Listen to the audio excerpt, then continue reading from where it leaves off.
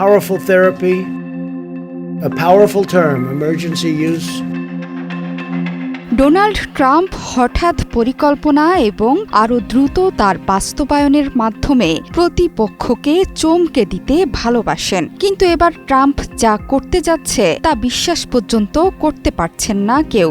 ভয়ঙ্কর জঙ্গিদের আটকে রাখার জন্য যে বন্দিশালা তৈরি করা হয়েছিল কিউবার গুয়ান্তানামো বেতে, সেই কম্পাউন্ডেই এবার অভিবাসীদের জন্য কারাগার তৈরির মতো পরিকল্পনা করছেন নতুন মার্কিন প্রেসিডেন্ট।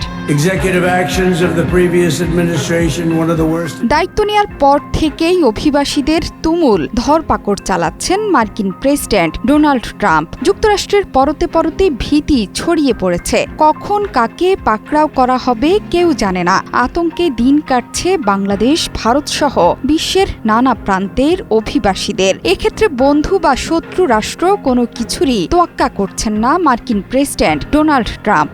কোটি কোটি মানুষের ভালোবাসায় ফ্রিজ, টিভি এবং এসিতে দেশের ১ নম্বর ব্র্যান্ড ওয়ালটন। অভিবাসী নিয়ে বিভিন্ন দেশের প্রধানদের সাথেও বাক বিতণ্ডায় জড়িয়ে পড়ছেন ট্রাম্প। এবার অবৈধ অভিবাসীদের কিউবার কুখ্যাত গুয়ান্তানামো বে কারাগারে পাঠিয়ে দেবেন তিনি।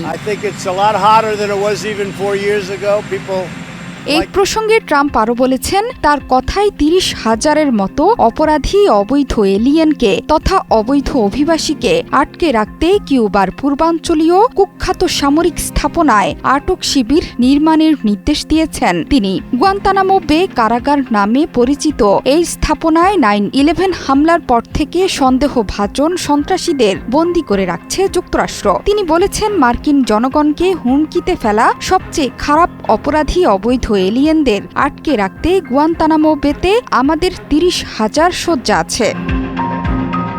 নতুন করে অবৈধ অভিবাসীদের গুয়ান্তানামো বেতে বন্দী করে রাখা নিয়ে ট্রাম্পের ঘোষিত পরিকল্পনায় ট্রাম্পের অভিবাসন বিরোধী অভিযান আরও জোরদার হওয়ার শঙ্কা তৈরি হয়েছে। চুরি বা সহিংসতায় জড়িত অভিবাসীদের বিচারপূর্ব আটক নিয়ে তার স্বাক্ষরিত বিল প্রসঙ্গে ডোনাল্ড ট্রাম্প বলেন, গুয়ান্তানামো বে পরিকল্পনা অভিবাসীদের অপরাধের অভিশাপ নির্মূলে আমাদের এক ধাপ এগিয়ে নেবে। তিনি আরও বলেন, মার্কিন জনগণকে হুমকিতে ফেলা সবচেয়ে খারাপ অপরাধী অবৈধ এলিয়েনদের আটকে রাখতে গুয়ান্তানামো বেতে আমাদের ৩০,০০০ শয্যা আছে। অনিবন্ধিত অভিবাসীদের আটকে রাখার ক্ষেত্রে এটি শিগগিরই তার প্রশাসনের সক্ষমতা দ্বিগুণ করবে বলেও মন্তব্য করেন তিনি।